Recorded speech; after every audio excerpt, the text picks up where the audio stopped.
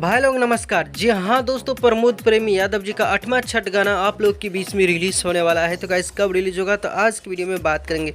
Video को एक like और चैनल को सब्सक्राइब कर दीजिए। चलिए वीडियो को शुरू करते हैं। जी हाँ दोस्तों, गाने का नाम है पुतैया छठ करतिया। जी हाँ दोस्तों, इस गाने को गाए आप लोग का चाहता सुपर स्टार प्रमोद प्रेमी यादव जी, उनका साथ दे रहे। जी हाँ दोस्तों, बता दो इस गाने को लिखे हैं मनीष रोस्त्यागी जी ने और इस गाने को म्यूजिक से सजाया है आर्य शर्मा जी। भाई लोग, इस गाने को वीडियो सॉन्ग जो है कल सुबह में रिलीज़ किया जा रहा है 30 रीज भोजपुरी यूट्यूब चैनल के माध्यम से। दोस्तों बताना चाहूँगा, इस गाने में नजर आ रहे हैं आप लोग का चाहता स्टार प्रमोद प्रेमी यादव जी और सोमिया पोखरेल जी। गाना काफ़ी लाजवाब है दोस्तों। आशा करते हैं ये गाना आप लोग को काफ़ी पसंद आएगा। हो सकता है प्रमोद प्रेमी यादव जी का जितने भी छठ गाना है सभी गाने से एक अलग होगा, क्योंकि 30 सीरीज भोजपुरी से आ रहा है तो गाना काफ़ी बवाली होगा।